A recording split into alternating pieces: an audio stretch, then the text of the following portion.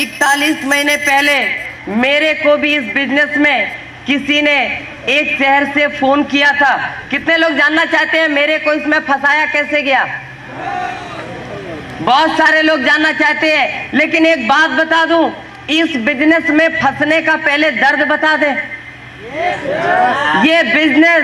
इस बिजनेस में फंसने का दर्द बता दूं, क्योंकि एक बात बताऊं, लोग आपको फंसाने के लिए लाए हैं, लेकिन हम इटावा से यहां तक आपको बचाने के लिए आए। किसी भी कीमत पर आपको फंसने नहीं देंगे, क्योंकि इस बिजनेस में फंसने का दर्द क्या होता है ये मेरे से ज्यादा कोई नहीं जानता। आप भी जानना चाहते हो? बता दूं? देखो, इस बिजनेस में फंसने का पहला दर्द आज से 41 महीने पहले मैं अपने घर में 11.5 महीने घर और कॉलेज के बीच में रहता था। कॉलेज और घर 11.5 महीने बीत जाते थे साल के, और 10-15 दिन के लिए घर से कहीं बाहर जाने का मौका मिलता है। लेकिन इस बिजनेस में फंसने के बाद पहला दर्द है, आज 11.5 महीने से घर नहीं जा पाया हूं।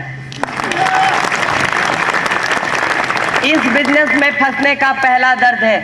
दूसरा भी बता दे क्या जी? इस बिजनेस में फंसने का दूसरा भी दर्द है। आज से 41 महीने पहले जिन शहरों के नाम किताबों में पढ़े थे, जिन शहरों के नाम लोगों के मुंह से सुने थे, सुना करते थे गोवा बहुत अच्छा स्टेट है, सुनते थे दार्जिलिंग भी देखना चाहिए, सुनते थे जयपुर भी जाने लायक है, लेकिन आज दूसरा दर्द है। इन सारे शहरों में जाने का मौका मिला, इन सारे शहरों में घूमने का मौका मिला, ये दूसरा दर्द है। इस बिजनेस में फंसने का एक और दर्द है। बता दे क्या जी? आज से 41 महीने पहले मेरे डैडी मेरे को पर मंथ 5,000 रुपए देते थे पॉकेट खर्चा के लिए। काफी होते हैं ना जी स्टूडेंट के लिए? काफी होते थे, 5,000 रुपए महीने में देते थे। लेकिन इस बिजनेस में फंसने का दर्द है, आज मेरे डैडी मेरे को 5,000 महीने में नहीं देते, लेकिन आरसीएम हर महीने पल्सर खरीदने की इनकम देता है। इस बिजनेस ने एक और दर्द दिया है। बता दे जी? जानना चाहते हैं? भगवान न करे ये दर्द दुश्मन को भी मिले। बता दूं? इस बिजनेस ने जो सबसे बड़ा दर्द दिया है वो सिर्फ इतना है कि आज से 41 महीने पहले मेरे शहर के लोग मेरे डैडी के नाम से मेरे को जानते थे, आज हिंदुस्तान के लोग मेरे नाम से मेरे डैडी को जानते हैं। सबसे बड़ा दर्द है। इतने सारे दर्द देता है आरसीएम, करना चाहिए जी? नहीं करना चाहिए। अभी तो शुरुआत है, आगे आगे बताएंगे तो बहुत सारे लोगों के हार्ट अटैक हो जाएंगे। सुनना चाहेंगे जी? बहुत सारे। लेकिन एक बात बताएं, सबसे पहले ये बता दें हमको किसने फंसाया था, कैसे फंसाया? क्योंकि देखो, हर किसी को इस बिजनेस में फंसाया गया है, कोई भी अपनी मर्जी से नहीं आया। और मेरे को जिस इंसान ने फंसाया था वो यूपी के first technical achiever doctor Ghanshyam Yadav ji. Friends, आज से 41 महीने पहले एक इंसान मेरे को फोन करता है और बोलता है, एक बात बता, क्या तू रायबरेली आ सकता है? यूपी का एक दूसरा डिस्ट्रिक्ट है रायबरेली, सुना है ना नाम? मेरे को रायबरेली बोलता है आ सकता है। मैंने कहा मेरे को नहीं आना। बोला नहीं आएगा तो मजा आ जाएगा। मैंने कहा मेरे को कोई भी मजा नहीं लेना। बोला बिजनेस के बारे में बताएंगे। मैंने कहा मेरे डैडी का इतना बड़ा बिजनेस है, उसको ही हम करना चाहेंगे तो करेंगे, बाकी कुछ नहीं करना है। लेकिन वो मेरे को इतना ज्यादा प्रेशर डालते हैं कि मैं अपने शहर इटावा से 350 किलोमीटर दूर रायबरेली जाता हूँ। और जब मैं रायबरेली जाता हूँ, रात को 8:30 बजे उनके घर में पहुंचा, 9:30 बजे 2 लोग मेरे को मिलके प्लान दिखाते हैं, रात को 9:30 बजे से लेके 11:30 बजे तक। कितने घंटे जी? 2 घंटे। और 2 घंटे प्लान दिखाने के बाद बोलते हैं, क्यों जी समझ में आया? मैंने कहा हाँ जी सब कुछ समझ में आ गया। सिर्फ एक ही खतरा था, मैंने सोचा अगर ना कर दिया तो 2 घंटे और चाटेंगे। तुरंत बोला सब कुछ समझ में आ गया। अभी इधर भी पूछेंगे समझ में आया जी, सारे बोलेंगे सब कुछ आ गया, कुछ समझाने की जरूरत नहीं। सही है ना? मैंने भी तुरंत बोला सब कुछ समझ में आ गया। सुबह होती है, बोलते हैं चलो आपको पिकअप सेंटर लेकर चलते हैं। दोनों लोग मेरे को पिकअप सेंटर पर ले जाते हैं और जब पिकअप सेंटर पर जाता हूं तो पिकअप सेंटर के गेट पे जैसे ही पहुंचा, पिकअप सेंटर को देख के हालत खराब हो गई। इतनी जर्जर अवस्था में पिकअप सेंटर, उससे अच्छी पान की दुकान होती है जी। मेरे को दिमाग में एक ही बात आई, रात को तो बड़ी बड़ी हाँक रहा था, इतनी बड़ी कंपनी है, इतना बड़ा टर्नओवर है, ये है वो है, अरे जिसके पिकअप सेंटर का ये हाल है उस कंपनी का क्या हाल होगा। लेकिन साहब 2 लोगों के बीच में फंसे थे ना। अंदर जाते हैं, बोरे में से किट निकालता है। किससे निकालता है जी? बोरे में से धूल झाड़ता है, मेरे को देता है, बोलता है इसमें 3 पैंट का कपड़ा है, 3 शर्ट का कपड़ा है, 1 गरम सूट का कपड़ा है और तेरे को 2990 देना है। कितना देना है जी? ये भी नहीं पूछता पॉकेट में है कि नहीं है, बस देना है। मेरे को 100% लग रहा था 350 किलोमीटर दूर बुला के ठगा है, नटवर लाल का भी चाचा है। लेकिन मैंने उसको 2990 दिया। उस बैग को लेकर अपने घर पे आया, अलमारी में बंद करके रख दिया। सिर्फ एक ही बात सोची, अगर डैडी ने देख लिया तो बोलेंगे तुम फालतू के बहुत खर्चे करते हो। बात समझ में आ रही है जी? 100% आ रही है? चाटूंगा नहीं, अगर नहीं आ रही है तो बोल दो। आ रही है ना जी? मैंने उसको अलमारी में रख दिया और मैं 9 महीने गुजर जाते हैं। 9 महीने मैं भूल गया कि मैं किसी आरसीएम को जानता हूँ। मैंने आरसीएम का कपड़ा लिया है, मैंने आरसीएम का कपड़ा कोई लिया है, किसी को पैसे भी दिए हैं। लेकिन 9 महीने बाद उसी इंसान का फिर फोन आता है। बात समझ में आ रही है ना? क्योंकि एक बात कहते हैं, बुरे दिनों को जितनी जल्दी भुला दो उतना ही अच्छा। तो मैं भी 9 महीने तक भूल गया, लेकिन उस इंसान का फिर से फोन आता है और मेरे को बोलता है यार एक बात बता, क्या फैजाबाद आ सकता है? मैं बोला क्यों? पहले आया था तो आरसीएम में फंसाया था, अब किस में फंसाना है? बोला नहीं यार, आरसीएम के बारे में डिटेल में बताना है। मैंने कहा जब शॉर्ट में बताया था तो 2990 लिया था, डिटेल में कितना लेगा?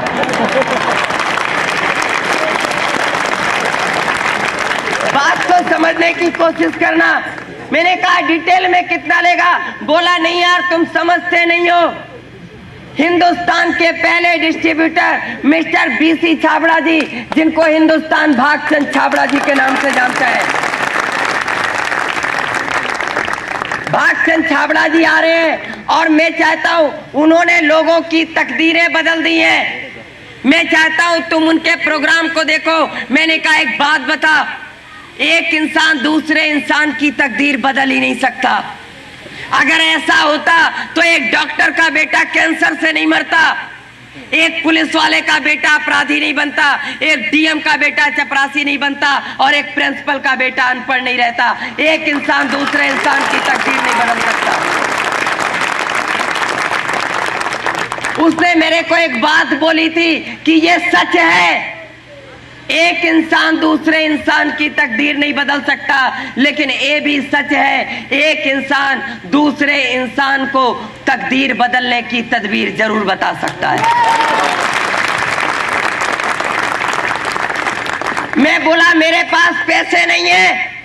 बोला पिछली बार जितना खर्चा हुआ था वो भी दे दूंगा, इस बार भी आने जाने का सारा पैसा दे दूंगा, जितना भी खर्चा होगा सब दे दूंगा, बस तेरे को आना है।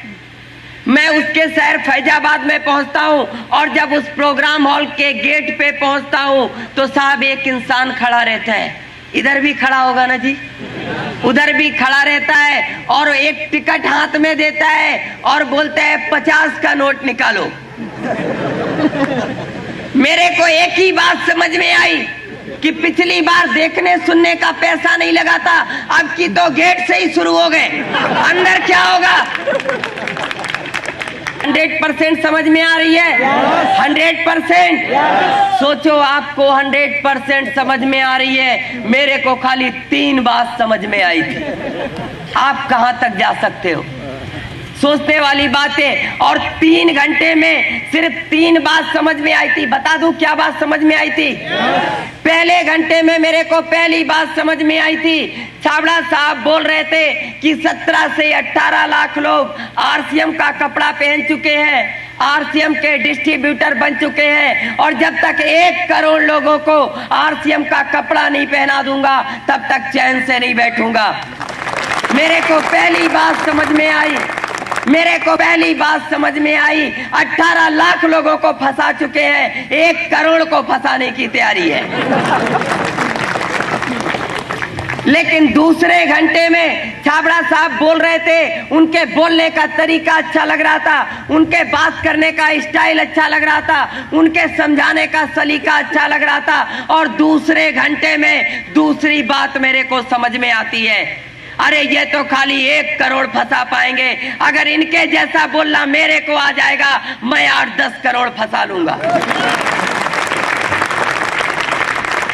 लेकिन फ्रेंड्स, आखिरी घंटे में जो बात मेरे को समझ में आई थी, उसने मेरी सोच को बदल दिया, मेरी जिंदगी को बदल दिया, मुझे फर्श से अर्श तक पहुंचा दिया। आखिरी बात भी बता दूं क्या? जानना चाहते हैं? आखिरी में मेरे को सिर्फ एक बात समझ में आई थी कि अगर मैं आरसीएम नहीं कर सकता तो हिंदुस्तान में कोई नहीं कर सकता, अगर मेरे को आरसीएम से रॉयल्टी टेक्निकल नहीं आ सकता तो हिंदुस्तान में किसी को भी नहीं आ सकता। 3 घंटे के प्रोग्राम के बाद होटल में छाबड़ा साहब से मुलाकात होती है, उनसे बहुत सारी बातें होती हैं, और उनसे मिलने के बाद मैं वापस अपने शहर में आता हूँ। एक कागज पे मैंने 100 लोगों के नाम लिखे थे। कितने के जी? 100 लोगों के नाम लिखे थे, और 1 महीने के अंदर 100 लोगों को प्लान दिखाया था। कितनों को जी? 100 को। और मेरे को एक ही आंसर मिला था। बता दूं? मेरे को सिर्फ एक ही आंसर मिला था, नो, मैं नहीं कर सकता, मेरे को नहीं करना, तू फंस गया, मेरे को मत फंसा, मैं तेरे जैसा बेवकूफ नहीं हूं। उल्लू समझ रखा है क्या? मेरे को ये आंसर मिले थे, और मैं सच कहता हूं, अगर 10-20 लोग मना कर दे तो क्या होगा जी? क्या होता है आपका? है जी? हौसला पर अच्छों की हवा निकल जाती है जी। 100 लोगों ने मना कर दिया, मेरी भी सारी की सारी निकल गई। मैंने तुरंत अपने अपलाइन को फोन किया, मैंने कहा सर एक बात बताओ, पूरे इटावा डिस्ट्रिक्ट में एक मई बेवकूफ मिला था फंसाने के लिए। बोले क्यों, क्या हुआ? मैंने कहा दूसरा कोई फंसता ही नहीं है। बोले अरे बात तो बताओ क्या हुआ? मैंने कहा ये पूछो क्या नहीं हुआ। जो लोगों ने कभी नहीं कहा था वो आरसीएम में आने के बाद कहा। बात समझ में आ रही है ना? बोले नहीं यार डिटेल में बताओ। मैंने उनको डिटेल में सारी बात बताई, और मैं आज भी थैंक्स बोलता हूं उस great upline mister Ghanshyam Yadav ji का, जिन्होंने मेरे को, उन्होंने मोबाइल पे मेरे को एक स्टोरी सुनाई थी, और मोबाइल पे जो मेरे को स्टोरी सुनाई थी, मैं सच कहता हूँ उस स्टोरी ने मेरे अंदर जो उत्साह भरा था, जो ताकत भरी थी, उस स्टोरी को आज भी जब कभी मैं निराश हो जाता हूँ, जब कभी मैं हताश हो जाता हूँ, उस स्टोरी को एक बार याद कर लेता हूँ, और मैं सच कहता हूँ उसके बाद जब खंबा भी सामने आ जाता है तो उसको भी आरसीएम समझ में आ जाता है। सुना दूं स्टोरी? जानना चाहेंगे? मेरे को सर ने एक स्टोरी सुनाई थी कि एक मूर्तिकार था, उसको एक छोटी सी मूर्ति बनाने के लिए छोटे से पत्थर के टुकड़े की जरूरत थी। वो एक बड़े से पत्थर के पास जाता है और उस पत्थर पे 100 बार हथौड़ी से चोट करता है, लेकिन पत्थर का टुकड़ा नहीं टूटता। वो हताश हो जाता है, निराश होकर घर वापस चला आता है। एक दूसरा शिल्पकार उसी पत्थर के पास जाता है, और जैसे ही हथौड़ी से चोट करता है, पत्थर का टुकड़ा टूटकर बाहर आ जाता है। बात ये नहीं थी कि पहले शिल्पकार के हाथों में ताकत नहीं थी, बात ये भी नहीं थी कि पहले शिल्पकार के हथौड़ी में पावर नहीं थी, बात ये भी नहीं थी कि पहले शिल्पकार का इरादा मजबूत नहीं था। बात सिर्फ इतनी सी थी कि वो पत्थर 100 चोटें सह चुका था, बस एक की जरूरत थी।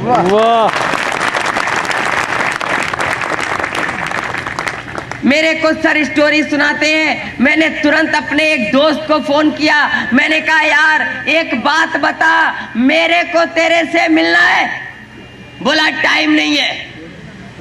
मैंने कहा नहीं यार मैं मिलना ही चाहता हूं। बोला यार जब टाइम ही नहीं है तो मिलेंगे कैसे। मैंने कहा एक साल में 365 दिन होते हैं जी, एक महीने में 30 या 31 दिन होते हैं, एक हफ्ते में 7 दिन होते हैं और एक दिन में 24 घंटे होते हैं। मेरे को तेरे से सिर्फ 1 घंटे के लिए मिलना है। कितना जी? 1 घंटे के लिए मिलना है। बोला यार मैं टाइम निकाल ही नहीं पाता हूं। मैंने कहा मैंने रतन टाटा का इंटरव्यू पढ़ा था, उनके इंटरव्यू में एक बात थी, उन्होंने कहा था कि महीने में 2-4 दिन का टाइम मैं भी निकाल सकता हूँ, महीने में 2-4 दिन के टाइम मेरे पास भी होता है, मैं भी कुछ नया कुछ रचनात्मक काम कर सकता हूँ। अरे सोचने वाली बात है, इस देश के उद्योगपति के पास महीने में 2-4 दिन का टाइम हो सकता है, लेकिन इस देश के रोडपति के पास 1 घंटे का टाइम नहीं है। बात को समझने की कोशिश करना। बोला ठीक है मैं तेरे से 1 घंटे के लिए मिल सकता हूं, एक बात बता रात को 10 बजे मेरे घर आ सकता है क्या। सोचने वाली बात है। मैं चंबल घाटी का रहने वाला हूं। कितने लोगों ने नाम सुना है जी चंबल घाटी का? बहुत सारे लोगों ने सुना है। तो मैं चंबल घाटी का रहने वाला हूँ। रात को 9 बजे के बाद लोग अपने घर का गेट नहीं खोलते, भले ही मेहमान आ जाए।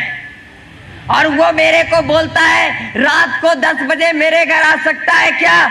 उसके घर से मेरा घर 10 किलोमीटर दूर है। मैंने मन में एक ही बात सोची, तेरे को फंसाना है, 10 बजे क्या रात को 12 बजे भी आ जाऊंगा।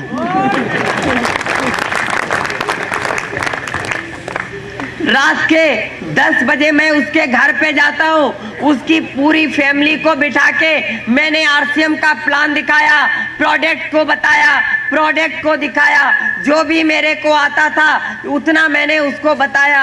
और सब कुछ जानने के बाद मेरे से बोलता है यार वो सब तो ठीक है, लोगों के पास रॉयल्टी आ गई होगी, लोगों के पास टेक्निकल भी आ गया होगा, लेकिन एक बात बता, अगर कंपनी भाग गई तो। बात समझ में आ रही है जी? कितने लोगों को समझ में नहीं आ रही है? सारे लोगों को आ रही है जी। बोला अगर कंपनी भाग गई तो। मैंने कहा यार नहीं भागेगी। बोला नहीं मान ले भाग गई तो। मैंने कहा क्यों मान ले। बोला बस यूं ही मान ले, यूं ही मान ले भाग गई तो। मैंने कहा एक बात बता, आप एक शोरूम में जाते हो, एक शर्ट पसंद आती है, कीमत 500 होती है, आप 500 रुपए देते हो, शर्ट को लेकर शोरूम से बाहर आ जाते हो, शोरूम वाला अपने शोरूम में ताला डाल देता है, बोलता है आज के बाद अपना शोरूम कभी नहीं खोलूंगा, आज के बाद अपना शोरूम कभी नहीं खोलूंगा। आपका कुछ जाता है क्या? कुछ जाएगा? देखो यस या नो बोलते रहो। अगर देखो एक मैं आपको बात बताऊं कि बहुत सारे लोग क्या करते हैं, मुंडी ऐसे हिला रहे हैं, समझ में आ रही है यस। बहुत सारे लोग ऐसे ऐसे कर रहे हैं, समझ में आ रही है नो। बहुत सारे लोग पता ही नहीं चल रहा है यस है कि नो है। यार बीच वाले का उपयोग ऊपर वाला नहीं ढूंढ पाया, हम आप क्या ढूंढेंगे। और 5 किलो का मत हिलाओ यार, 2 ग्राम का हिलाने से काम चल सकता है। 2 ग्राम की है ना मुंह में, है कि नहीं है? तो उसको हिलाते रहो। नहीं तो मान लो आप भी चलो 5 किलो का हिलाओ, हम भी हिलाए, दोनों लोग हिलाते हैं, देखे मजा आता है कि नहीं। हिलाओ हिलाओ, आएगा जी? अभी सोच रहे होगे कि हम क्यों हिलाएं, 30 देकर अंदर आए, ठीक है ना। हम भी 30 देकर अंदर आए और आप ज्यादा से ज्यादा 200 किलोमीटर से आए हो, हम 1200 किलोमीटर से आए, ठीक है ना जी। तो जितना हम हिलाएंगे उतना आप भी हिलाएंगे। 5 किलो का नहीं, 2 ग्राम का। समझ में आ रही है ना बात? नहीं जाता है। एक बात बताओ, कितने लोग यहाँ पर है जो बचपन से कपड़े पहन रहे हैं? हाथ उठाएंगे जी। कोई बचपन से पहन रहा है तो हाथ नहीं उठाने का। बचपन से पहन रहे हैं ना जी सारे लोग? कोई बचपन में पहनना तो नहीं शुरू किया? सारे लोग बचपन से कपड़े पहन रहे हैं। एक बात ईमानदारी से बताओ, एक बात बताएंगे, थोड़ा खड़े होंगे भैया, आप बहुत खूबसूरत लग रहे हैं। एक बात बताओ, ये कपड़ा सिलवाने के लिए जमीन बेची थी? नहीं बेची? पक्का है? याद है ना? पक्का है? बैठ जाओ सर। अच्छा, आप थोड़ा खड़े होंगे, लेटे क्यों है सर जी? बैठ जाइए आराम से, खड़े होंगे थोड़ा।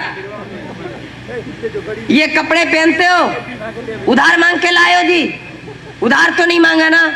लोन लिया था बैंक में इस कपड़े को पहनने के लिए? लोन भी नहीं लिया? सच बोल रहे हो कि झूठ बोल रहे हो? इसने लोन लेके भी कपड़े नहीं खरीदे। बैठ जाओ। अच्छा, एक बात बताओ, गांव के साहूकार से, महाजन से किसने कर्जा लेके पैंट शर्ट खरीदा? कोई है क्या? नहीं है। बात को समझने की कोशिश करना कि पैंट शर्ट खरीदने के लिए कर्जा नहीं लेना पड़ता, बैंक से नहीं लेना पड़ता, प्राइवेट नहीं लेना पड़ता, खेत नहीं बेचना पड़ता। किसी ने मकान गिरवी रखा क्या पैंट शर्ट बनवाने के लिए? आज तक नहीं रखा। सोचने वाली बात है। अगर आप आरसीएम का कपड़ा पहनोगे तो क्या कुछ बेचना पड़ेगा जी? नहीं बेचना पड़ेगा। आप कपड़े लोगे और पैसे दोगे, कपड़े घर में आ जाएंगे। लेकिन ईमानदारी से एक बात बताओ, आपने कपड़े घर में रख लिए, अगर कंपनी भाग गई तो आपका कुछ जाएगा? नहीं जाएगा। लेकिन सोचने वाली बात है, fashion shooting private limited company के मालिक मिस्टर त्रिलोक चंद छाबड़ा जी, जिन्होंने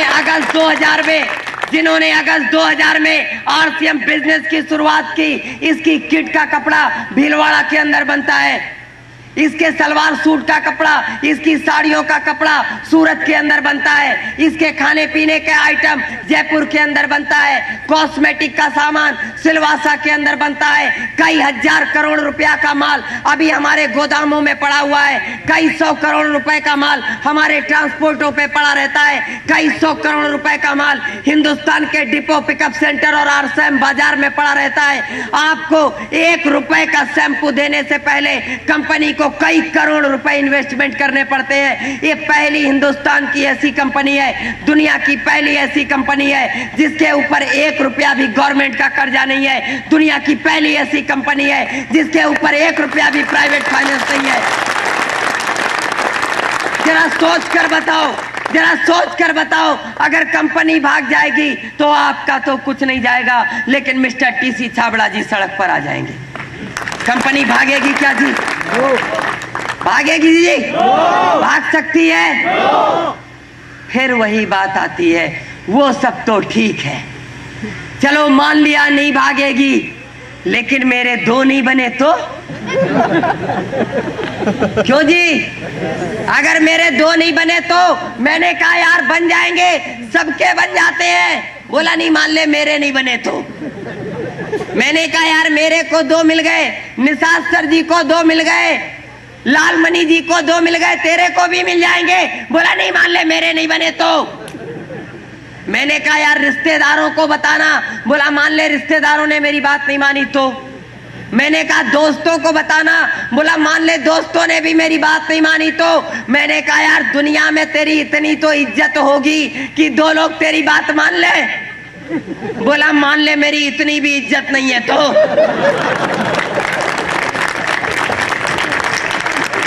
मैं बोला तो एक काम कर, जब तेरी इतनी भी इज्जत नहीं है तो चुल्लू भर पानी में डूब के मर जा। अरे यार सीधी सी बात है, जिस आदमी की इतनी भी इज्जत नहीं है उसको मर जाना चाहिए, और गारंटी है मेरी मरने के बाद 4 मिल जाएंगे, कंधा देने आएंगे। और लिख कर जाना, उन 4 में से 2 आरसीएम में आ जाएंगे। अरे जीते जी अपनी तकदीर नहीं बना सकता, मरने के बाद बच्चों की तकदीर बना के जाओ। बोला चलो ठीक है, मैंने मान लिया, मेरे 2 बन गए, उन दोनों के भी 2-2 बन गए। उन दोनों के भी 2-2 बन गए, उन दोनों के भी 2-2 बन गए। ऐसे तो एक दिन पूरे डिस्ट्रिक्ट के लोग ज्वाइन हो जाएंगे। जो लास्ट में आएगा उसका 2 किधर से आएगा? मैं बोला कोई बात नहीं, अपन अपने डिस्ट्रिक्ट से बाहर चलेंगे। यूपी में और भी डिस्ट्रिक्ट है। बोला मान ले सारे डिस्ट्रिक्ट के लोग ज्वाइन हो गए, पूरा यूपी ज्वाइन हो गया, जो लास्ट में आएगा वो 2 कहां से लाएगा?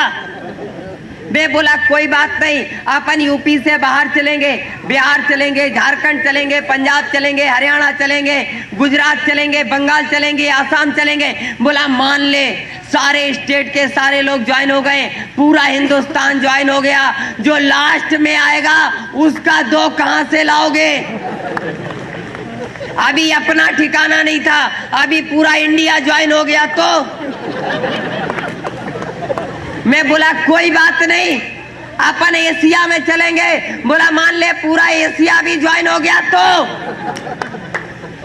मैं बोला यार यूरोप में भी कंपनी पहुंच जाएगी। बोला मान ले पूरा यूरोप भी ज्वाइन हो गया तो मैं बोला अपन अफ्रीका, अमेरिका, ऑस्ट्रेलिया महाद्वीप में चलेंगे।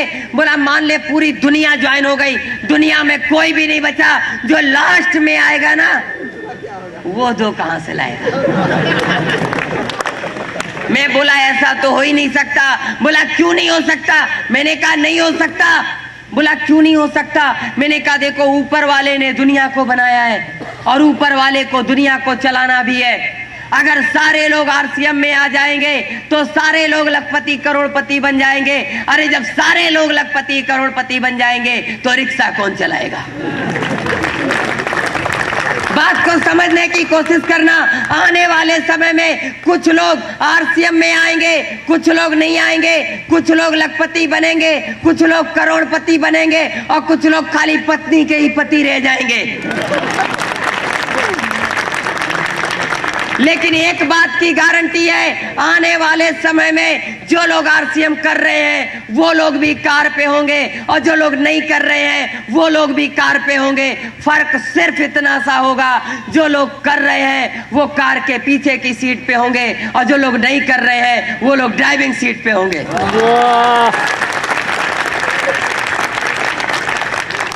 बात समझ में आ रही है? अगर नहीं समझ में आ रही है तो समझने की जरूरत भी नहीं है। आरसीएम नहीं चलेगा। मैंने कहा अब क्यों नहीं चलेगा जी?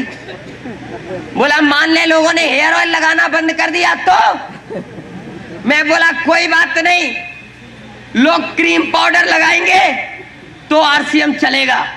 बोला मान ले लोगों ने क्रीम पाउडर लगाना भी बंद कर दिया तो मैंने कहा कोई बात नहीं, लोग नमक मिर्च भुजिया बिस्कुट खाएंगे तो आरसीएम चलेगा। बोला मान ले लोगों ने फल फ्रूट खा के जिंदा रहना शुरू कर दिया तो मैं बोला कोई बात नहीं, लोग नहाएंगे धोएंगे तो आरसीएम चलेगा। बोला मान ले लोगों ने नहाना धोना भी छोड़ दिया तो देखो ये जो तो होती है ना बड़ी खतरनाक होती है।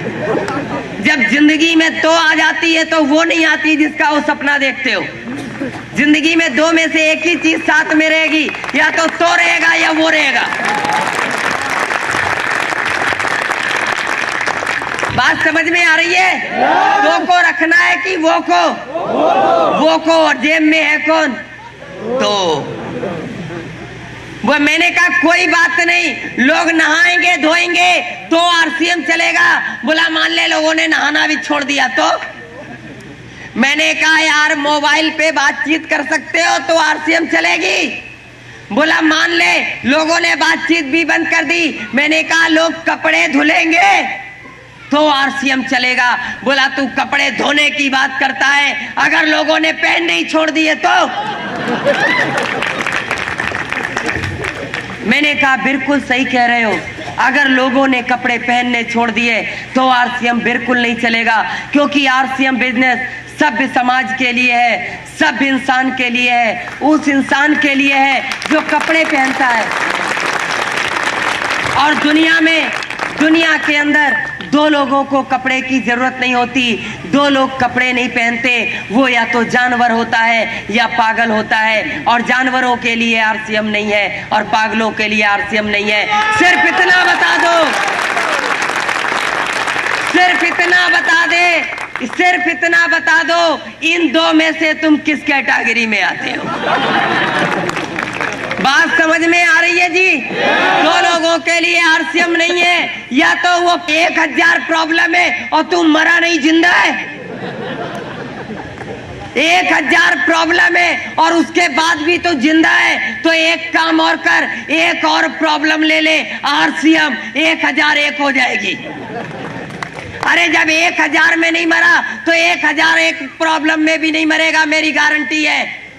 मरेगा क्या जी? अरे जो 100 किलो के बोझ से नहीं मरा, 2 ग्राम और लाद दोगे तो क्या मर जाएगा? नहीं मरेगा। लेकिन इस बात की गारंटी है कि अगर आरसीएम नाम की एक और प्रॉब्लम ले लोगे तो 5 साल अगर 1001 प्रॉब्लम के साथ जी लोगे तो इस बात की गारंटी है 1000 प्रॉब्लम खत्म हो जाएगी, खाली एक प्रॉब्लम रह जाएगी, आरसीएम आरसीएम आरसीएम। कहूंगा आरसीएम का साबुन ले लो, सर्फ ले लो, शर्म आती है, मैं नहीं कर सकता। क्यों जी? आती है ना। एक बात ईमानदारी से बताओ, यहाँ पर कितने लोग ऐसे हैं जिनके पास अमिताभ बच्चन से ज्यादा पैसा है? हाथ उठाएंगे जी? कोई है क्या? अमिताभ बच्चन से ज्यादा किसी के पास पैसा है? यस या नो? नहीं है। अमिताभ बच्चन से ज्यादा पैसा नहीं है। ईमानदारी से बताओ, अमिताभ बच्चन से ज्यादा नाम है क्या? अमिताभ बच्चन से ज्यादा नाम भी नहीं है। ईमानदारी से बताओ, अमिताभ बच्चन जैसा किसी का बेटा है क्या? अमिताभ बच्चन जैसी बहू है क्या? नहीं है। अरे कुछ लोग बोल नहीं रहे, लगता बाकी लोगों की है। यस या नो? नहीं तो हम भी चुप। यस या नो बोलते रहेंगे। अमिताभ बच्चन जैसी बीवी है क्या? नहीं है। अमिताभ बच्चन सुपरस्टार है, यहाँ पर कोई है क्या? नहीं है। सोचने वाली बात है। अमिताभ बच्चन के पास सब कुछ आपसे ज्यादा है और अमिताभ बच्चन टीवी में आता है और क्या बोलता है जी? हाजमोला खाओ। अमिताभ बच्चन टीवी में आकर बोलता है च्यवनप्राश खाओ, तंदुरुस्ती बढ़ाओ। उसको टीवी में बोलने में शर्म नहीं आती है। वो टीवी पे आके बोलता है च्यवनप्राश खाओ, तंदुरुस्ती बढ़ाओ। आप बीबी से नहीं बोल सकते आरसीएम की चाय पिलाओ।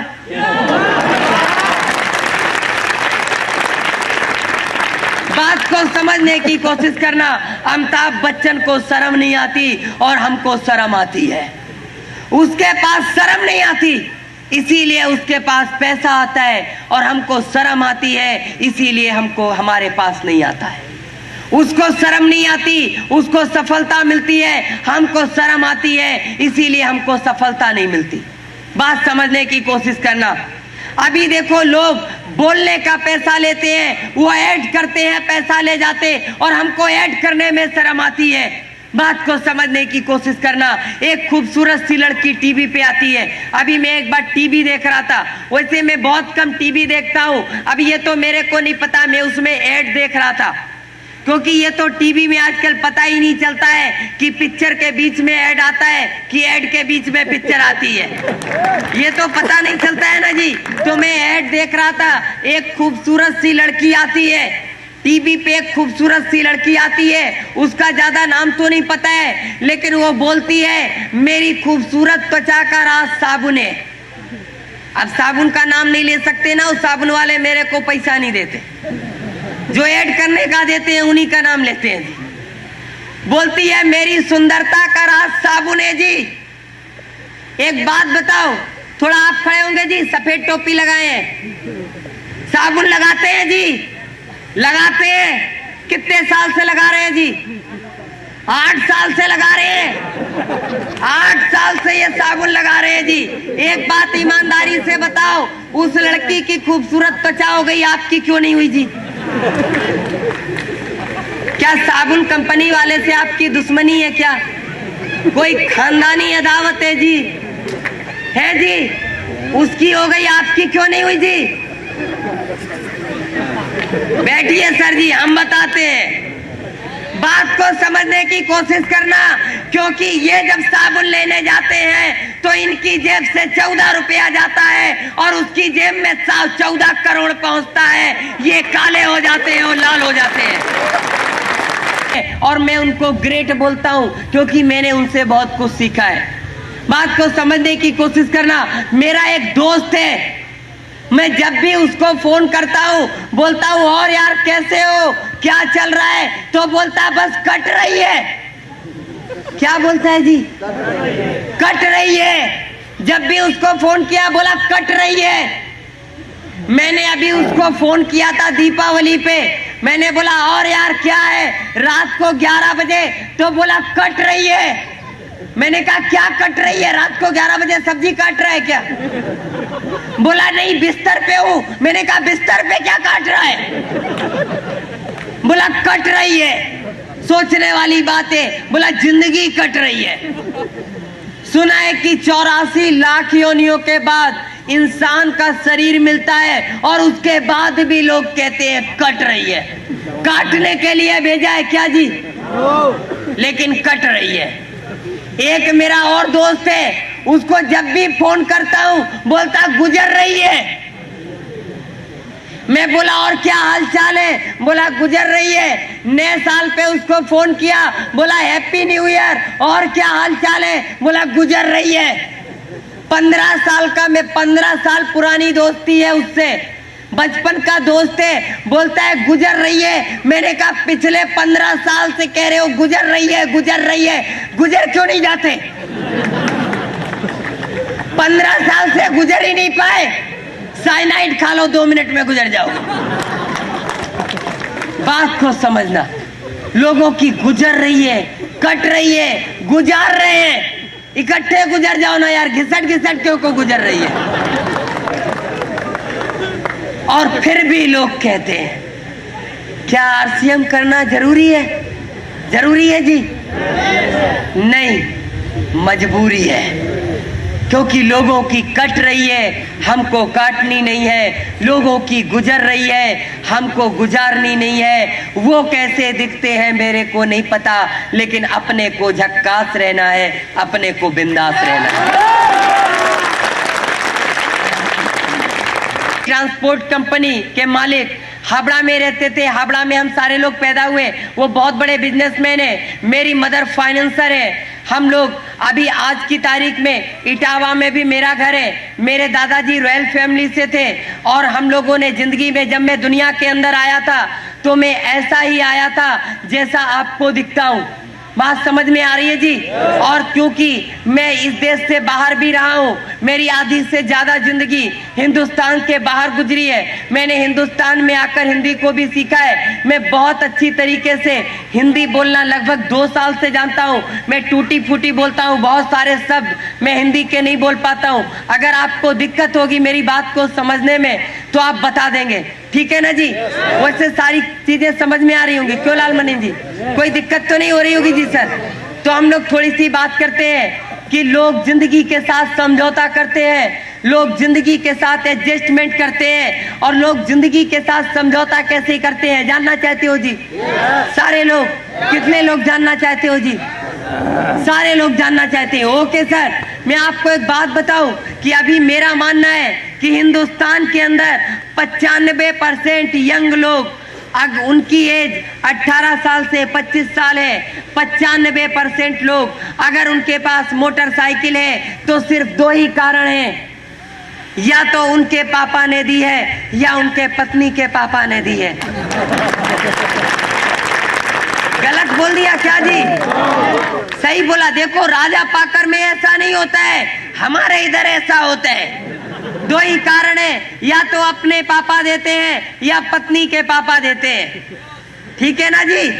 और अभी क्या होता है कि जब नई नई मोटरसाइकिल मिलती है, नई नई शादी होती है तो नई नई मोटरसाइकिल मिलती है। अभी लोग जिंदगी के साथ समझौता कैसे करते हैं, थोड़ा सा समझने की कोशिश करना।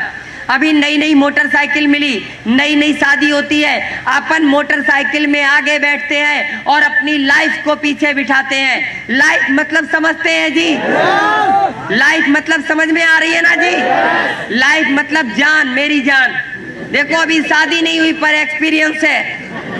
जब नई नई शादी होती है तो सबको जान ही दिखाई देती है, ठीक है ना जी? अभी अपन आगे बैठते हैं और अपनी लाइफ को पीछे बिठाते हैं और उसके बाद जिंदगी में एक ही गाना चलता है कि जिंदगी एक सफर है सुहाना। बहुत मस्ती से जिंदगी चल रही होती है और 2-3 साल गुजर जाते हैं, एक नया आइटम दुनिया में आ जाता है। नया आइटम समझ में आ रही है ना जी? सारे लोगों को आ रही है जी? एक नया आइटम दुनिया में आ जाता है। अभी थोड़ा सीन बदलता है और सीन के साथ सॉन्ग भी बदलता है। अभी अपन आगे बैठते हैं और आइटम को बीच में बिठाते हैं और अब लाइफ हो जाती है। क्या होती है जी? लाइफ हो जाती है। और लाइफ के बाद वाइफ हो जाती है। वाइफ को पीछे बिठाते हैं और उसके बाद जिंदगी में एक ही गाना चलता है, 100 साल पहले हमें तुमसे प्यार था। अभी शक है कि नहीं है, लेकिन 100 साल पहले था, गारंटी है। और अभी थोड़ा सा जिंदगी में और परिवर्तन आता है, 2-3 साल और गुजरते हैं, पहला वाला आइटम बड़ा हो जाता है और दूसरा वाला दुनिया में आ जाता है। और आप क्या करते हैं? देखो लोग एडजस्टमेंट कैसे करते हैं, समझने की कोशिश करना। पहले वाले आइटम को टंकी पे बिठाते हैं, फिर अपन बैठते हैं, फिर दूसरे वाले आइटम को बीच में बिठाते हैं और अब पत्नी हो जाती है। क्या हो जाती है जी? पत्नी हो जाती है। पत्नी को बोलते हैं ऐसा कर, आधा सीट पे आधा कैरियर पे। एडजस्टमेंट करते हैं लोग और उसके बाद जिंदगी में एक ही गाना चलता है, जाने कहां गए वो दिन। गलत तो नहीं बोलना ना जी? बहुत सारे लोगों को सीन याद आ रहा होगा, क्यों जी? लेकिन साहब कुछ समय और गुजरता है, 1-2 साल गुजरते हैं और 1-2 साल बाद क्या होता है कि जो पहला वाला आइटम रहता है वो थोड़ा सा और बड़ा हो जाता है। वो जब थोड़ा सा और बड़ा हो जाते हैं, उसको टंकी पे बिठाते हैं और बोलते हैं बेटा मुंडी टेढ़ा करके बैठ। बात समझ में आ रही है? अपन पीछे बैठ के चलाएंगे, अगर वो मुंडी सीधा रखेगा तो पीछे से आगे दिखेगा नहीं। बोलते हैं बेटा मुंडी टेढ़ा रख के बैठ। फिर अपन बैठते हैं, फिर दूसरे वाले आइटम को बिठाते हैं, फिर फैमिली हो जाती है, उसको बोलते हैं ऐसा कर, आधा सीट पे आधा कैरियर पे, और तीसरे वाले को कस के पकड़ने का। गलत तो नहीं है ना जी? और उसके बाद जिंदगी में जो गाना चलता है वो हमेशा चलता है, वो पूरी जिंदगी भर चलता है और तब तक चलता है जब तक ऊपर से कंफर्म रिजर्वेशन का टिकट नहीं आ जाता। पता है जी क्या चलता है? उसके बाद जिंदगी में एक ही सीन चलता है कि मैं रो पड़ता हूं जब गुजरा जमाना याद आता है। बहुत सारे लोगों को याद आ रहा होगा गुजरा जमाना। आ रहा है जी? देखो बात को समझने की कोशिश करना। लोग जिंदगी के साथ एडजस्टमेंट करते हैं, लोग जिंदगी के साथ समझौता करते हैं, लोग जिंदगी के साथ जीते हैं। बात को समझने की कोशिश करना। जब मोटरसाइकिल की जरूरत थी तब मोटरसाइकिल थी, जब कार की जरूरत थी तभी भी मोटरसाइकिल है, और जब मिनी बस की जरूरत है तभी भी मोटरसाइकिल है। लोग जिंदगी को जी नहीं रहे हैं, लोग जिंदगी को काट रहे हैं। बात को समझने की कोशिश करना। लोग एडजस्टमेंट कर रहे हैं, लोग समझौते कर रहे हैं और उसके बाद भी कहते हैं क्या आरसीएम करना जरूरी है? क्यों जी? सारे लोग जिंदा हैं क्या? हम समझे कि सारे लोग सुसाइड कर लेंगे। देखो यार, बोलते चालते रहोगे ना तो मेरे को लगेगा जिंदा हो जाते हैं। उसके बाद आलू को छांटा जाता है, बड़ा बड़ा आलू एक तरफ, मीडियम आलू एक तरफ और एकदम छोटा छोटा छर्री आलू एक तरफ। ठीक है ना जी? ऐसे और उसको बाजार में बेचते थे। लेकिन उसी गांव में एक किसान था, जब सारे लोग आलू छांट के तैयार होते थे तब तक वो अपना आलू बाजार में बेच के घर आ जाता था। सारे किसान बड़े परेशान कि ये अपना आलू इतनी जल्दी छांट कैसे लेता है, जबकि खोदने हम लोगों के साथ ही जाता है, एक साथ खोद के लाता है, फिर ये छांट कैसे बेच के कैसे चलाता है।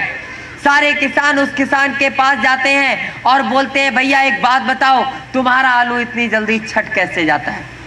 वो बोलता है जी मैं कुछ नहीं करता, मैं आलूओं को खोदता हूँ, बैलगाड़ी में लादता हूँ और गांव की सबसे खराब सड़क से होते हुए बाजार में जाता हूँ। और जब बैलगाड़ी हिलती डुलती है, बहुत सारे धक्के लगते हैं, बहुत सारे झटके लगते हैं, तो उन दोचियों में क्या होता है, बड़ा बड़ा आलू सबसे ऊपर आ जाता है, मीडियम आलू बीच में आ जाता है और छोटा आलू सबसे नीचे चला जाता है। बात को समझने की कोशिश करना। Same RCM. जब बुरा वक्त आता है, बुरी परिस्थिति आती है, कठिन से कठिन दौर आता है, कठिन से कठिन हालात आते हैं, जो लोग लड़ते रहते हैं, जो लोग करते रहते हैं, वो लोग आरसीएम में रॉयल्टी, टेक्निकल और रूबी स्टार पे जाते हैं। और जो लोग रुक जाते हैं, जो लोग थम जाते हैं, वो यहाँ से बाहर हो जाते हैं। और एक मैं आपको बात बता दूं, इस देश को छोटे आलू टाइप के लोगों की जरूरत नहीं है, इस समाज को भी ऐसे लोगों की जरूरत नहीं है। आप अपने परिवार से पूछ लेना, छोटे आलू टाइप के लोगों की जरूरत नहीं है, तो आरसीएम को भी ऐसे लोगों की जरूरत नहीं है।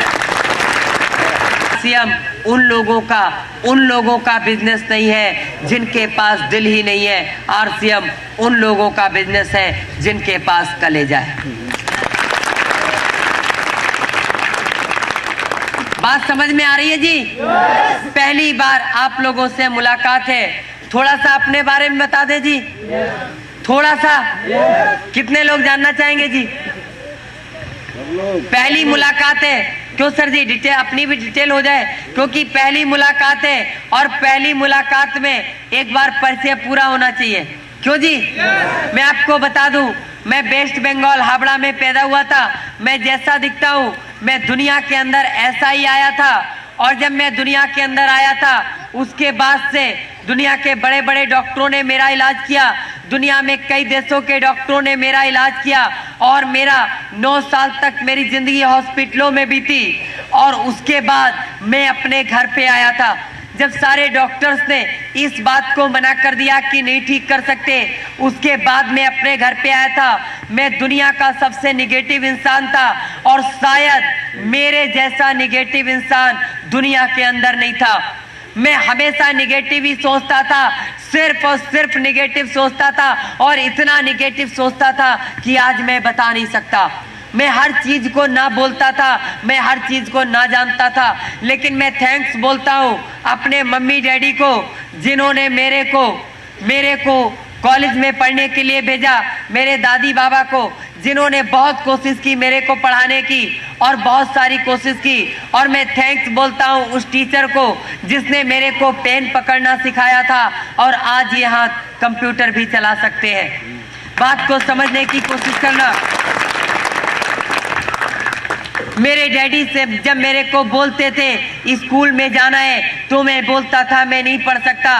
काफी कोशिशों के बाद उन्होंने मेरे को सिर्फ एक ही बात बोली थी, कुछ नहीं करना है, आपके टीचर जो कहते हैं सिर्फ वही करते रहो। मैंने कहा मैं नहीं कर सकता। बोले वो वही काम बोलेंगे जो आप कर सकते हो, वो ऐसा कोई भी काम नहीं बोलेंगे जो आप नहीं कर सकते हो। बात को एक मैं आपको और बता दूं बात, कि 9 साल तक जब मैं हॉस्पिटलों में रहता था, मेरे को दुनिया के सिर्फ 3 रिश्तों के बारे में पता था। मेरे को पता था एक डॉक्टर होता है, मेरे को पता था एक नर्स होती है, मेरे को पता था कि डॉक्टर और नर्स से पेशेंट का रिश्ता होता है, और तीसरा रिश्ता मेरे को पता था कि एक दोस्ती होती है। 3 ही रिश्ते मेरे को पता थे, लेकिन घर आने के बाद बहुत बाद मैंने जाना कि मम्मी भी होते हैं, डैडी भी होते हैं, दादाजी भी होते हैं, दादी जी भी होते हैं, और दुनिया के बहुत सारे रिश्ते भी होते हैं। दुनिया में 9 साल बाद मैंने जाना। जब मैं स्कूल जाता था तो जो मेरे टीचर कहते थे मैं करता था। जो मैं आज भी थैंक्स बोलता हूँ कि मैंने सिर्फ फॉलो किया जो वो बोलते चले गए, और मैं पढ़ता चला गया। लेकिन मेरे अंदर से बहुत सारी नेगेटिविटी नहीं गई। मैं बहुत सारा नकारात्मक बातें सोचता था, मैं बहुत ज़्यादा नो सोचता था, मैं बहुत ज़्यादा नहीं सोचता था। बात को समझने की कोशिश करना। एक बार मेरे घर में सफाई हो रही और उसमें बहुत सारे सामान घर से बाहर रखे होते हैं, और एक टेबल पर एक बहुत खूबसूरत डायरी रखी थी, बहुत ही खूबसूरत डायरी थी। और बस उस डायरी को देखकर मैं यूं ही उसके पन्ने को पलटने लगा। मेरे डैडी की डायरी थी और मैं उसको पढ़ने लगा। जब मैंने उसको पढ़ना शुरू किया तो उस डायरी में एक डेट थी 15 फरवरी। 15 फरवरी उसमें डेट लिखी हुई थी और मैंने उस पन्ने पर मेरे डैडी ने लिखा था कि कल डॉक्टर ने डिलीवरी की डेट दी है, मेरा पहला बेटा दुनिया में आने वाला है और जब मेरा बेटा दुनिया में आएगा मेरा दो ही सपना है, या तो मैं उसे बहुत बड़ा बिजनेसमैन बनाऊंगा, मेरे से भी बड़ा बिजनेसमैन बनेगा, या फिर वो पायलट बनेगा। ये मेरे डैडी का सपना था। जब मैंने उस पन्ने को पलटा उसमें अगली डेट लिखी हुई थी, अगले पन्ने पे सिर्फ एक बात लिखी हुई थी, सिर्फ एक लाइन लिखी थी कि आज मेरा सपना टूट गया। क्या लिखा था जी? आज मेरा सपना टूट गया। पहली बार जिंदगी को एहसास हुआ कि जब मैं दुनिया में आया था तो मेरे डैडी का सपना टूटा था। जिंदगी में पहली बार जाना कि जब बच्चा पैदा होता है वो रोता है या नहीं रोता ये तो नहीं पता, लेकिन ये बात पता चली कि जब मैं दुनिया में आया था तो मेरे डैडी ने रोया था, मेरे मम्मी ने रोया था, जो लोग मेरे को प्यार करते हैं उन लोगों ने भी रोया होगा। पहली बार जिंदगी में एहसास हुआ था। और मैं सच कहता हूँ, मैंने अपनी दोस्त से बोला कि एक मेरी डैडी ने डायरी में बात लिखी हुई थी, आज मैंने महसूस किया, आज मेरे को लगता है कि मेरे को दुनिया में आना ही नहीं चाहिए था। मैं आज सोच पाया इस बात को। मेरे दोस्त ने मेरे को एक बात बोली थी, यार अगर तुम चाहो तो तुम्हारे डैडी ने उस दिन तुम्हारे लोगों ने रोया था, लेकिन अगर तुम चाहो तो जिंदगी में वो वक्त भी आ सकता है कि दुनिया में तुम्हारे आने पर भी लोग रोए थे, लेकिन तुम्हारे जाने पर भी लोग रोएंगे।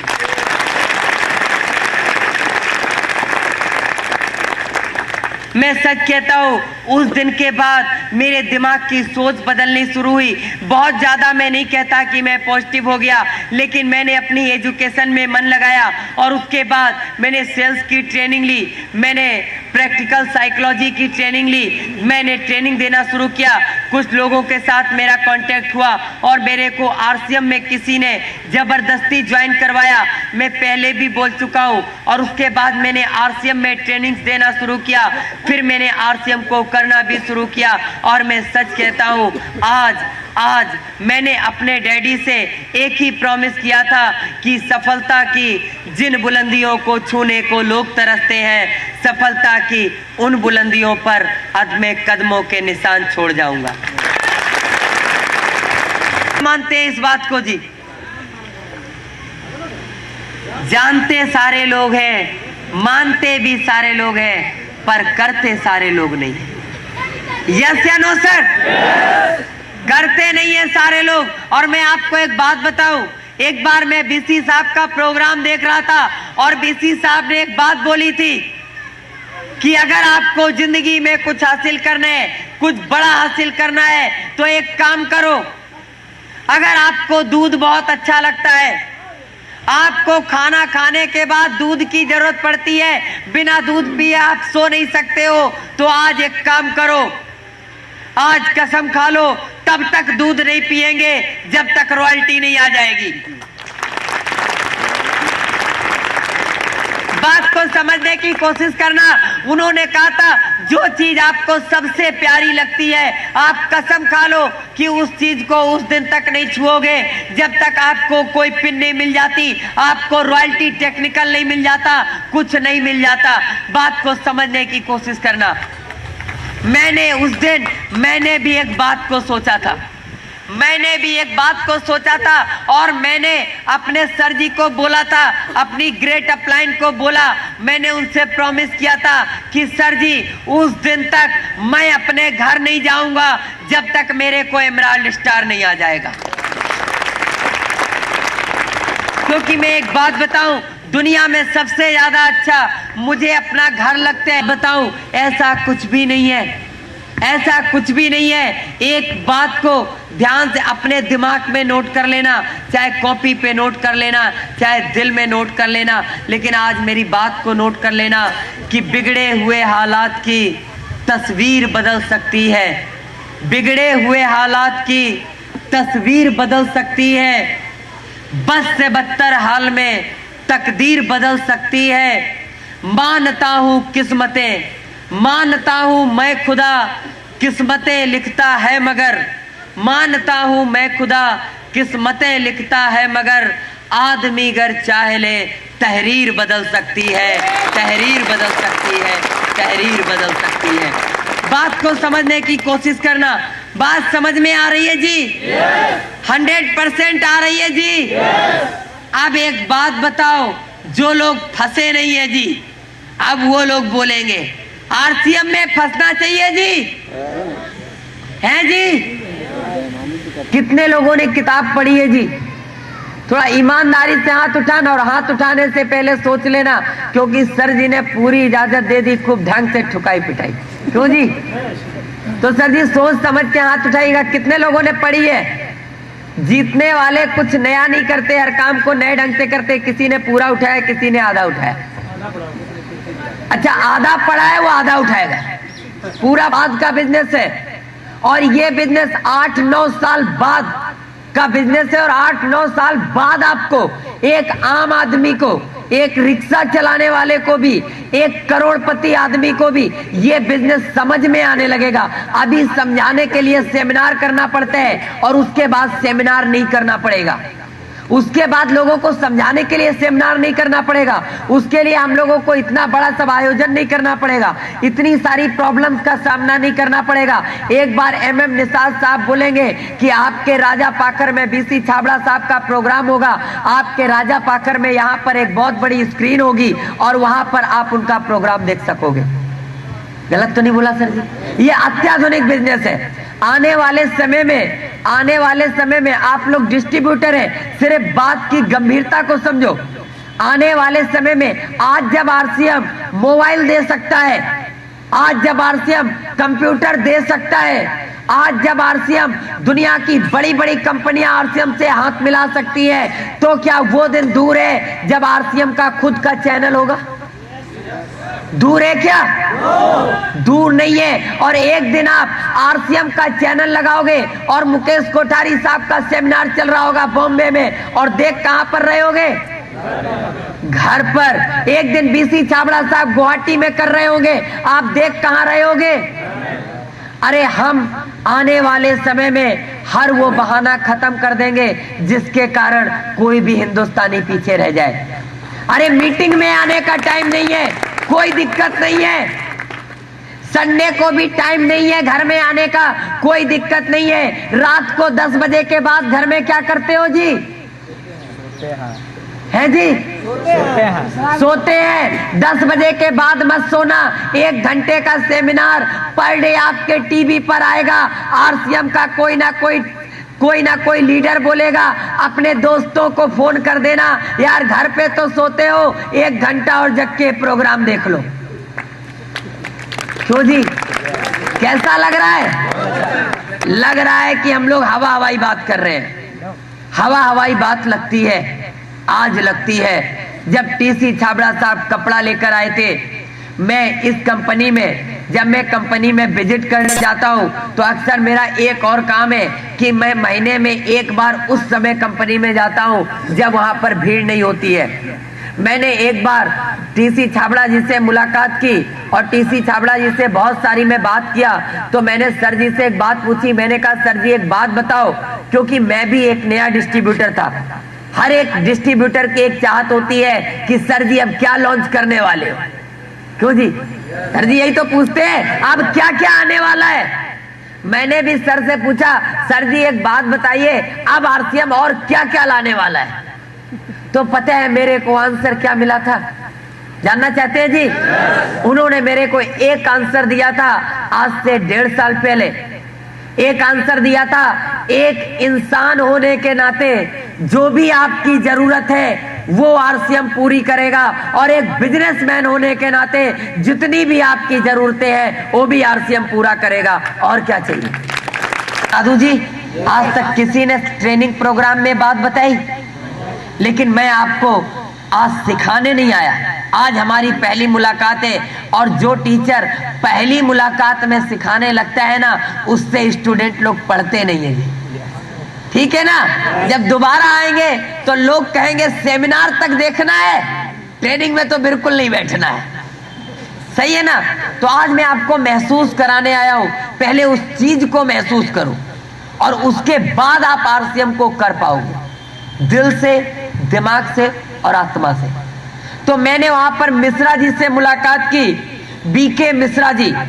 मैंने उनसे पूछा, मैंने अशोक श्रीवास्तव और अशोक श्रीवास्तव जी से बात की, उसके बाद मैंने अनूप गौड़ जी से बात की, मैंने अशोक दीक्षित जी से बात की, और सारे लोगों से जब मैंने बात की तो पता है मेरे को आरसीएम के बारे में क्या बताया गया? बता दे जी। मेरे को बताया, उन सारे लोगों ने जो बात बताई थी अलग अलग, मैं आपको टोटल उसका बता देता हूं क्या थी।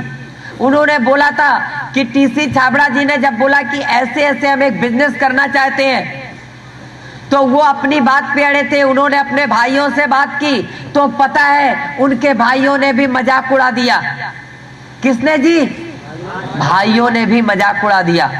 बोले अरे ऐसा कहीं होता है। घर में जब बात की तो बोले इतना अच्छा खासा फैशन शूटिंग प्राइवेट लिमिटेड का काम चल रहा है, अमेरिका जैसे देश में हमारा कपड़ा निर्यात होता है, आज हम भारत की टॉप 10 कंपनियों में एक है, शूटिंग्स में टॉप 10 में एक है, और दिमाग खराब है ये सब करने का। उन्होंने भी घर से विरोध था। कहां से शुरुआत हुई जी विरोध का? घर से। और घर से ही होती है। जिसके रास्ते में कांटे घर से बिछाए जाते हैं, यकीन मानो उन कांटों को झेल लेना, ये दुनिया आकर उन कांटों को हटा लेगी, उनकी जगह फूलों को बिछा देगी।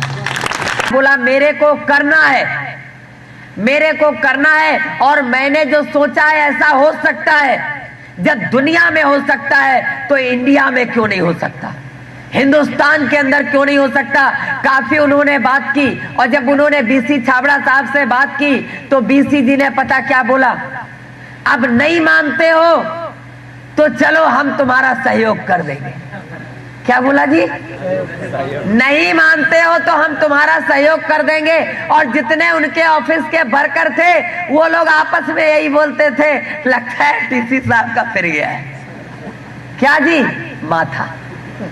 जब भी कोई नया काम करता है, कोई नया काम करता है, कोई ऐसे काम को करने की तैयारी करता है जिसको दुनिया नहीं समझती।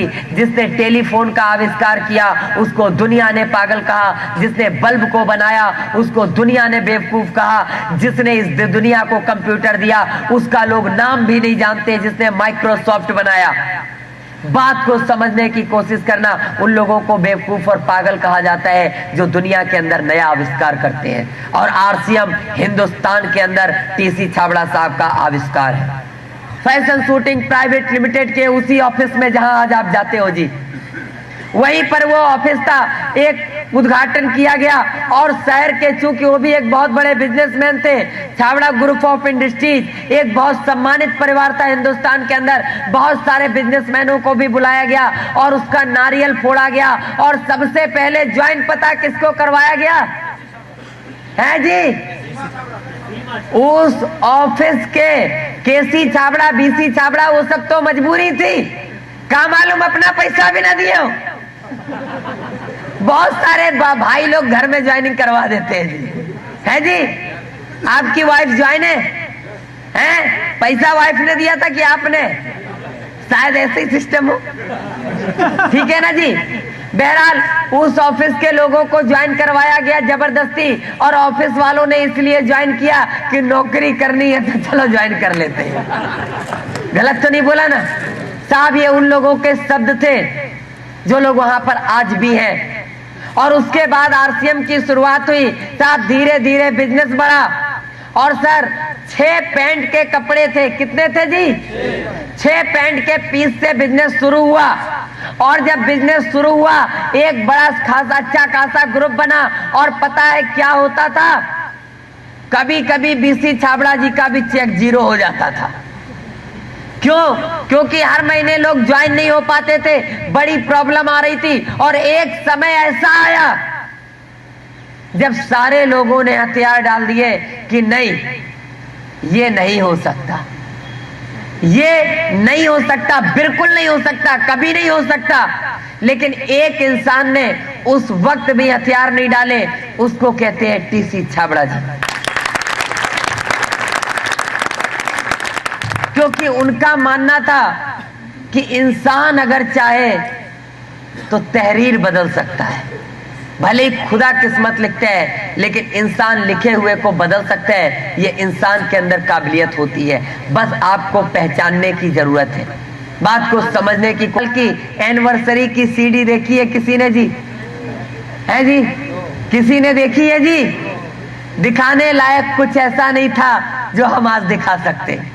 बस इतना था, पहला सेमिनार, पहला जो इसका एनिवर्सरी था भीलवाड़ा में मनाया गया। बिजनेस उठ रहा था, गिर रहा था, सारे लोगों से बाहर में जाना। और दुनिया का सबसे कठिन काम आज आपको करना है, दुनिया का सबसे कठिन काम आपको करना है। और अगर ये काम आप कर लोगे तो इस बात की गारंटी है, चाहे हमारी आपकी मुलाकात अगर 1 साल बाद भी होगी, चाहे 6 महीने बाद होगी, लेकिन इस बात की गारंटी है कि आज आपका जो भी बिजनेस है उससे कम से कम वो बिजनेस जितना भी आपका है उससे कम 10 से 20% जरूर बढ़ जाएगा।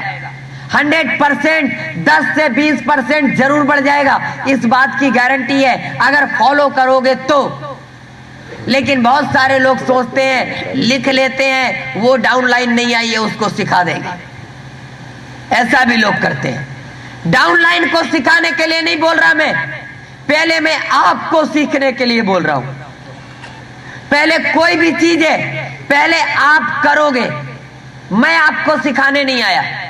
आपको निसार सर जी ने कुछ भी नहीं सिखाया आज तक 4 साल में, क्योंकि वो भी बोलते हम सीख रहे हैं, हम भी बोलते हम सीख रहे हैं, बीसी छाबड़ा साहब भी बोलते सीख रहे हैं, सुरेंद्र साहब भी बोलते सीख रहे हैं, मुकेश कोठारी भी बोलते सीख रहे हैं। यार जब सारे के सारे स्टूडेंट हैं तो मास्टर तो कोई है ही नहीं ना। एक स्टूडेंट दूसरे स्टूडेंट को सिखा सकता है क्या?